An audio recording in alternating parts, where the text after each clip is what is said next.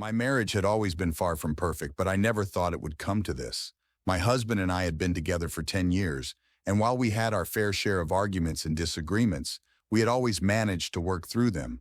But in the past few months, things have been different. My husband had become distant and aloof, spending more and more time away from home. He would come home late, claiming that he had to work overtime or attend business meetings.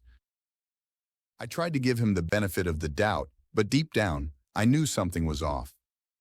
Then one day, I came across a text message on his phone that confirmed my suspicions. It was from a woman I had never heard of, and it was clear from their conversation that they were having an affair. I was devastated.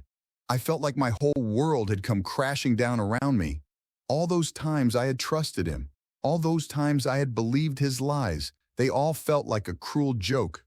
I confronted him about it, and at first he denied everything. He told me that I was overreacting, that there was nothing going on, but I wasn't about to let him off the hook that easily. I did some digging on my own and found out who the other woman was. I couldn't believe it. He was an acquaintance to me, but someone we had both known for years, someone who had been to our house, someone who had been a part of our lives. I was consumed by anger and betrayal. How could he do this to me, to us? How could he throw away everything we had built together for some fling? I knew I had to confront her too. I had to know the truth, and I had to make her see the damage that she had caused. That's when I found her husband's contact information. I didn't know what to expect, but I reached out to him anyway. I thought he deserved to know the truth just like I did. Little did I know the decision would lead to even more heartbreak and pain. I arranged to meet with the other woman's husband, hoping that he would be able to provide some clarity on the situation. On the day of our meeting, I was nervous but determined.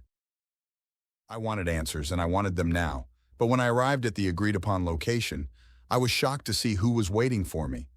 It wasn't the other woman's husband. It was my husband. At first, I couldn't believe it. Was he here to confront me, to try to explain himself, or was it just a coincidence? But as he approached me with tears in his eyes, I knew the truth. He had found out about my plan to meet with the other woman's husband, and he had come here to stop me. "I know I messed up," he said, his voice shaking. "I know I hurt you, but please don't do this. Please don't destroy everything we have left." I was stunned. My husband was standing in front of me, the man I had loved and trusted for so many years, and he was begging me not to destroy everything we had left? But how could he accuse me of that when he was the one who destroyed it all in the first place? How could he stand there and pretend like he had done nothing wrong? Like it was all my fault. I felt a surge of anger and betrayal rising inside me, and before I could stop myself, I slapped him across the face. He stumbled back, his hand flying up to his cheek in shock. "How dare you," I said, my voice trembling with rage. "How dare you accuse me of destroying everything we had left when you were the one whoring around with another woman?" Tears were streaming down my face now, and I could barely see through them. I felt like I had been hit with a ton of bricks, like the world had been turned upside down. For so long I had trusted my husband completely. I had believed that we were happy, that we were in love, and that we would be together forever. But now everything has changed. Now I couldn't even look at him without feeling sick to my stomach. "You don't understand," he said, his voice low and pleading. "I didn't mean for any of this to happen. I never wanted to hurt you." But his words fell on deaf ears. I couldn't believe anything he said anymore. All I knew was that he had broken my heart, shattered our trust, and destroyed our marriage. I turned away from him, unable to bear the sight of him any longer. Part of me wanted to run away to escape from all of this pain and sadness. The weight of his betrayal was too heavy on my heart. As I wiped my tears, I looked up and saw someone standing in front of me. At first, I couldn't make out who it was through my blurred vision, but as I wiped my eyes, I saw that it was him, my high school sweetheart. He introduced himself as the affair partner's husband, and for a moment, I thought that my husband had made my worst nightmare come true. All of the fear, pain, and sadness that I had been feeling suddenly came flooding back, and I felt like I was drowning in it. I couldn't believe that this was happening to me, that my life had taken such a sharp turn for the worse. And then, before I could even process what was happening, I burst into tears. The sobs racked my body, and I felt like I couldn't stop them, no matter how hard I tried. It was like everything that I had been holding back, all of the pain, anger, and sadness was finally coming to the surface. And at that moment, I didn't care who saw me or what they thought. All I knew was that I was hurting, and I needed someone to hold me and tell me that everything would be okay. So my high school sweetheart did just that. He wrapped his arms around me, and I cried into his shoulder, feeling a sense of comfort and safety that I hadn't felt in a long time. It was like being back in high school when things were simple and easy, and I didn't have to worry about the weight of the world on my shoulders. For a moment, I forgot about everything else, about the pain, the hurt, and the betrayal. All I knew was that I was in the arms of someone who cared about me, and that was enough to keep me going for a little while longer. As I stood in his embrace, I couldn't believe that I was seeing him again after all these years. Let's call him Jack. It had been so long since we had last spoken, so long since we had gone our separate ways and started new lives. But now here we were, thrown back together by circumstance and the pain of betrayal. I remembered how we had mutually parted all those years ago, both of us knowing that we needed to move on with our lives and explore new paths. But now, as I looked into his eyes, I saw something there that I hadn't seen before, a sense of longing, of regret of what could have been, and I knew that I felt the same way. But before we could even say anything, my husband tried to remove Jack's hands from around me, but he was just pushed back by him. I couldn't believe the audacity of him, the way he had betrayed me, and then tried to control me like this.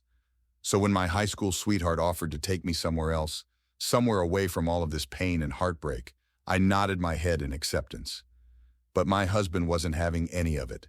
He tried to refuse and pull me away from Jack, but I pushed him back, knowing that I needed to be with someone who cared about me, someone who understood the pain that I was going through.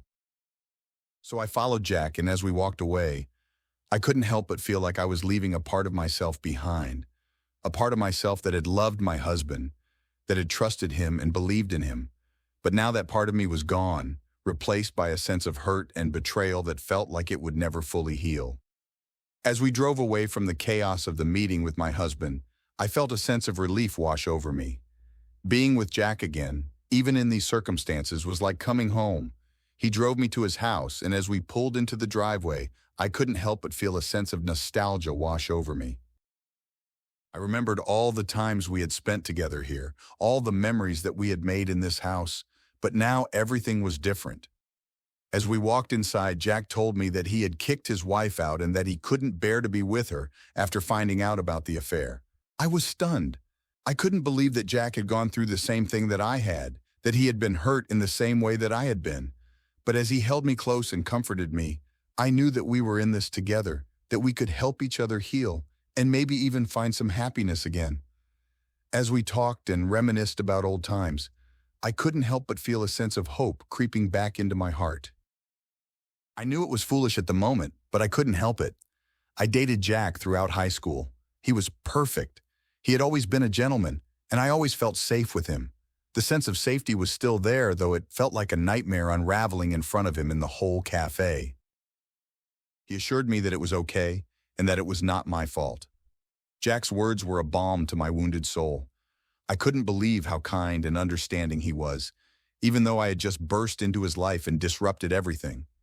He told me that he had been planning to file for divorce for a while now, and that his marriage to his wife had been over for a long time, but he had stayed with her because she had begged him to, which he said was a mistake.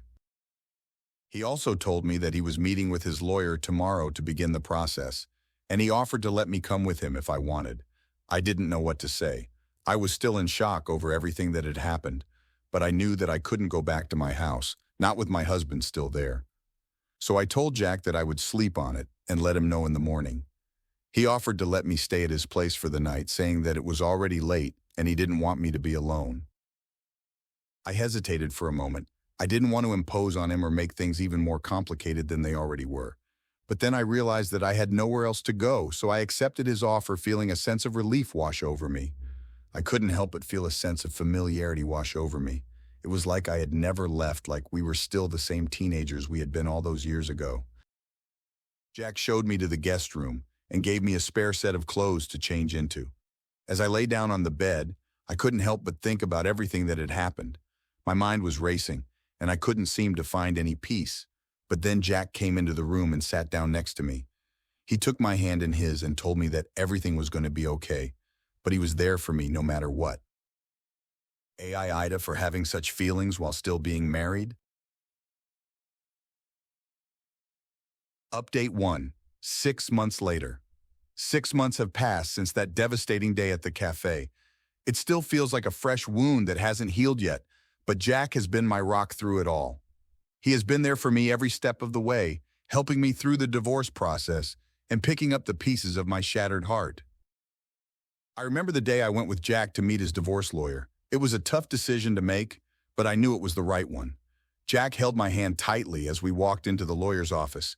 He knew how much this meant to me, and he wanted to show me that I wasn't alone in this. After that, I went back home and kicked my husband out.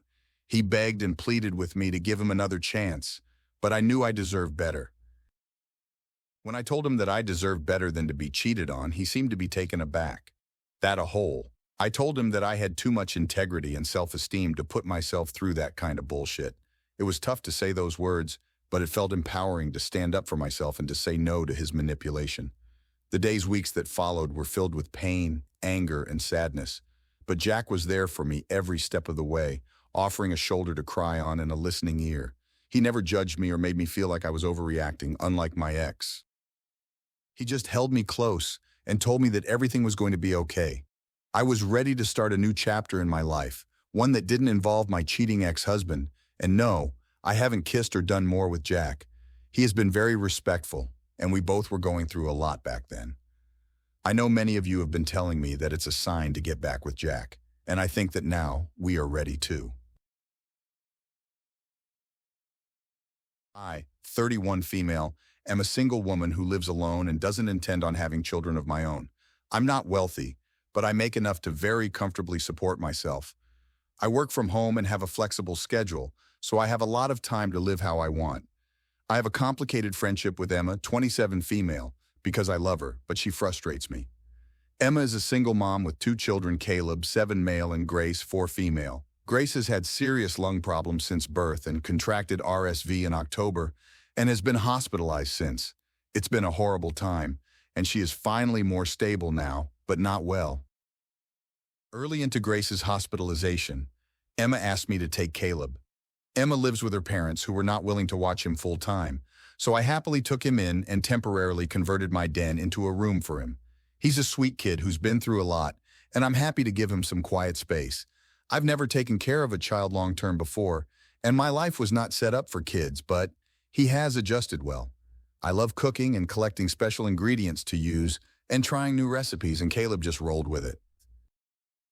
I grow microgreens at home, and he's loved watching the process and incorporating them into his food. He hasn't liked everything, but he's always willing to try. I love painting, and we've been having craft nights where he gets to experiment with his own canvases, which he's enjoyed. We also take trips to museums and shows. I've kept up my regular life, and luckily, he was thrilled to come along. I would have struggled to come up with a more kid-specific lifestyle. Emma usually only calls weekly and sees him maybe once or twice a month, which bothers me. But the Grace situation must be draining, so I try not to hold against her. But it does mean that Emma really has no idea what we do day to day. Yesterday was Christmas, and he was going home to visit his mom. I sent him with his gifts, shoes and books, plus gifts for his mom and sister. His grandma dropped him off last night and didn't really say much to me, which was weird. Caleb looked sad and didn't want to talk about it, so I let it be and we watched a movie before bed. Late that night, I got a call from Emma screaming at me for ruining her relationship with her son. I guess it didn't go super well, and she feels that Caleb is now spoiled because of me, and that what she can provide is no longer good enough for him. He wants to make kimchi with her. He wants to get a cat. He didn't want the mac and cheese his mom made for him. When Emma gave him a new coloring book, he told her about the paintings instead and asked her to get the supplies so they could do it together when he went back home.